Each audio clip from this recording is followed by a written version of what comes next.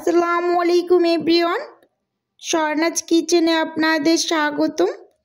কেমন আছেন সবাই? আশা করি আল্লাহর রহমতে সবাই খুব ভালো আছেন।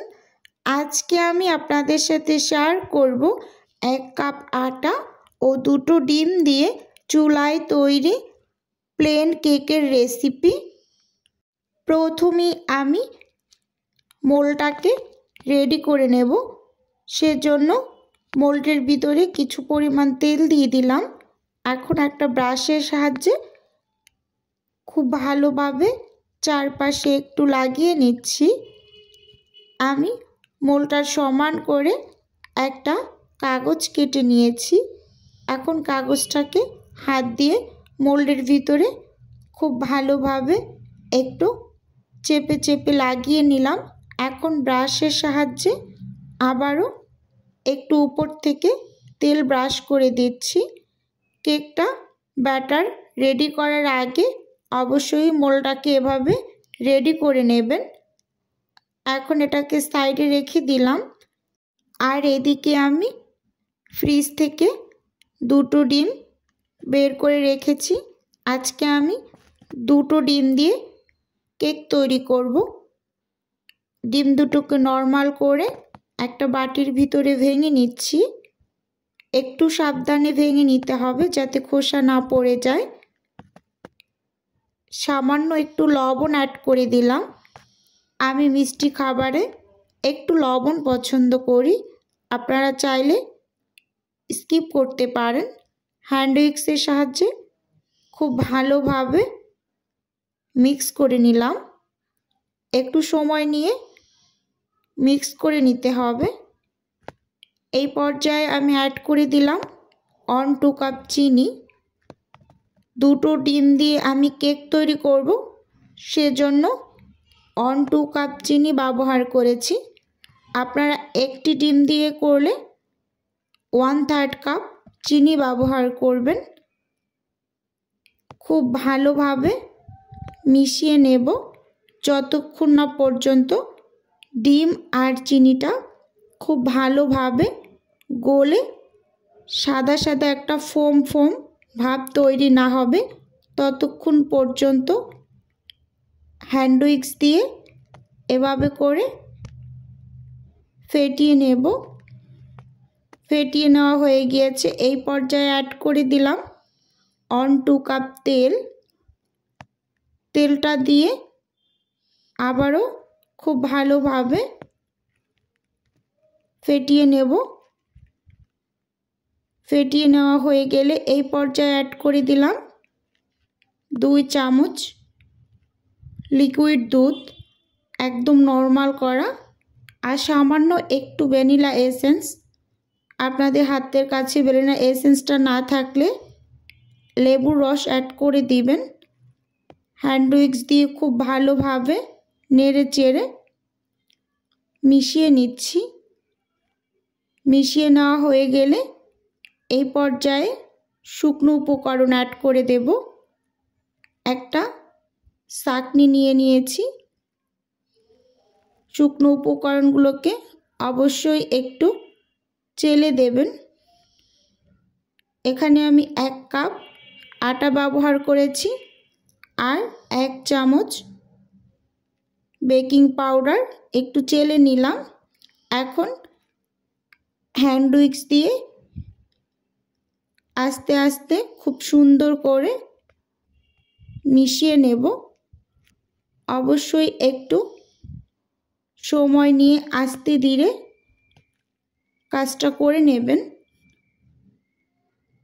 আপনাদের কাছে এই ব্যাটারটা যদি একটু ঘন মনে হয় তাহলে সামান্য একটু এই পর্যায়ে লিকুইড দুধ অ্যাড করে দিবেন। আমার ব্যাটারটা একদম পারফেক্ট হয়েছে, তাই প্রয়োজন হয়নি। খুব সুন্দরভাবে মিশিয়ে নিয়েছি। এখন ব্যাটারটা পুরোপুরি রেডি হয়ে গিয়েছে। এই পর্যায়ে আমি আগে থেকে যে মোল্ডটা রেডি করে রেখেছিলাম মোল্ডের ভিতরে ব্যাটারটা ঢেলে নিচ্ছি। ঠিক এভাবে উপর থেকে ব্যাটারটা ঢেলে নেওয়ার চেষ্টা করবেন সব সময়। খুব ভালোভাবে ব্যাটারটাকে ঢেলে নিলাম। ঢেলে নেওয়া হয়ে গেলে একটু হাত দিয়ে ট্যাপ করে নেব। এই পর্যায়ে একটা চামচের পিছন সাইড দিয়ে আমি একটু নেড়ে চেড়ে নিলাম। যদি কোনো এয়ার বাবলস থেকে থাকে তাহলে সেটা নষ্ট হয়ে যাবে। এখন হাত দিয়ে ঠিক এভাবে ট্যাপ করে নিচ্ছি। এই পর্যায়ে চুলোতে আমি একটা সিলভারের হাঁড়ি 10 মিনিটের মতো একটু গরম করে নিয়েছি। এখন একটা স্ট্যান্ড দিয়ে তার উপর এভাবে করে বসিয়ে দিচ্ছি। আর উপর থেকে আমি একটা স্টিলের এরকম ঢাকনা দিয়ে দিলাম। আমার ঠিক এই হাঁড়ির মাপের কোনো ঢাকনা নাই, তাই এইভাবে করে একটা ঢাকনা ব্যবহার করেছি। এই পর্যায়ে চুলোর আঁচটা মিডিয়ামের থেকে একটু কম থাকবে। আর চুলোতে কেক বসিয়ে বারবার চুলোর আঁচটা বাড়ানো কমানো যাবে না। ঠিক 35 মিনিটের মতো জাল করে নেওয়ার পর একটু চেক করে নেব ঢাকনাটা খুলে। এখানে আমি একটা কাঠির সাহায্যে একটু চেক করে নিচ্ছি। দেখতেই পাচ্ছেন কাঠিটা একেবারে পরিষ্কার এসেছে এবং কেকটা খুব সুন্দরভাবে চারপাশ থেকেই হয়ে গিয়েছে। এখন আমি চুলোর আঁচটা বন্ধ করে দিয়েছি। 5 মিনিটের মতো এরকম ঢাকনা দিয়ে ঢেকে তারপর চুলো থেকে আমি নামিয়ে নেব। নামিয়ে একেবারে আপনাদের সাথে ঠান্ডা করে শেয়ার করব। এই পর্যায়ে কেকটা একদম পুরোপুরি ঠান্ডা হয়ে গিয়েছে। এখন আমি একটু মোল্ড আউট করে নিচ্ছি।